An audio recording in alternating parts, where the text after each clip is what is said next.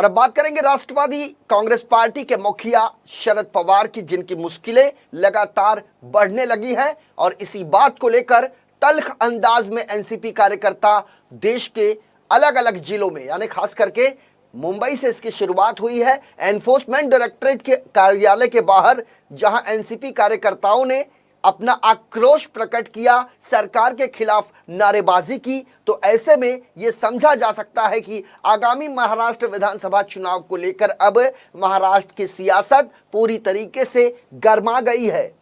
राष्ट्रवादी Congress party के अध्यक्ष शरद पवार के खिलाफ मुकदमा दर्ज होते ही उनके कार्यकर्ता ईडी के खिलाफ आक्रामक हो गए।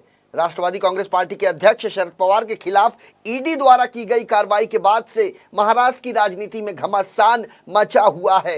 राज्य के कई शहरों में राष्ट्रवादी कांग्रेस पार्टी के कार्यकर्ताओं ने सरकार और एनफोर्समेंट के खिलाफ जोरदार तरीके से आंदोलन शुरू कर दिया है। मुंबई से सटे ठाणे जिले के कल्याण शहर में भी एनसीपी कार्यकर्ताओं ने ईडी के खिलाफ जोरदार तरीके से नारेबाजी की, विरोध प्रदर्शन किया। एक तरफ जहां राज्य में विधानसभा चुनाव को लेकर चुनावी माहौल गरमाया हुआ है, तो वहीं सहकारी बैंक घोटाले में ईडी ने शरद पवार और उनके भतीजे अजीत पवार जैसे लोगों के खिलाफ मुकदमा दर्ज किया है। ईडी की इस कार्रवाई से राष्ट्रवादी कांग्रेस पार्टी के कार्यकर्ताओं में अच्छी खासी नाराजगी देखने को मिल रही है। विधानसभा चुनाव के ठीक पहले बीजेपी सरकार शरद पवार के खिलाफ साजिश रच रही है, ऐसा आरोप लगाया है एनसीपी कार्यकर्ताओं और पदाधिकारियों ने।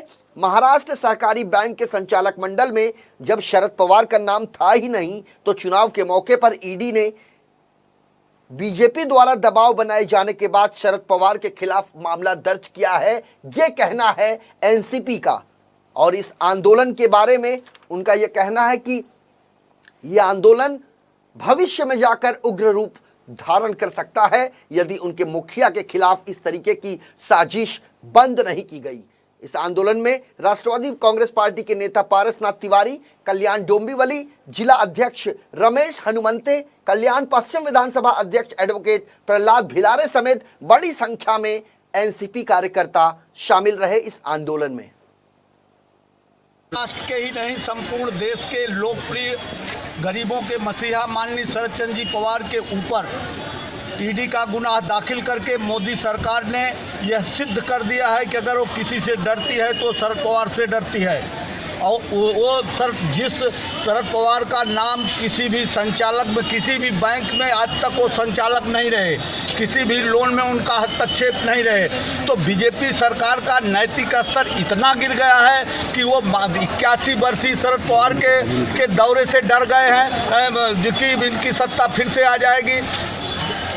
जब तक माननीय शरद चंद्र जी पवार का नाम इस गुनाह से निकाला नहीं जाता, तब तक शरद पवार के चाहने वाले और शरद पवार के चाहने वाले असंख्य लोग हैं, चाहे वो सरकारी नौकरियों में हो, मजबूरी बस नहीं बोल पाते हो, चाहे वो किसान हो, चाहे वो ज्येष्ठ नागरिक हो, चाहे वो महिलाएं हो, चाहे वो नौजवान हो, चाहे वो परप्रांतीय हैं, हर एक आदमी जो है वो शरद पवार को चाहता है और शरद पवार के लिए जान देने के लिए तैयार है। मोदी सरकार ने यदि अपना फैसला ये वापस नहीं लिया तो महाराष्ट्र के लोग, महाराष्ट्र के शरद पवार के चाहने वाले लोग रास्ते पे उतर के जो हो सकेगा वो करेंगे।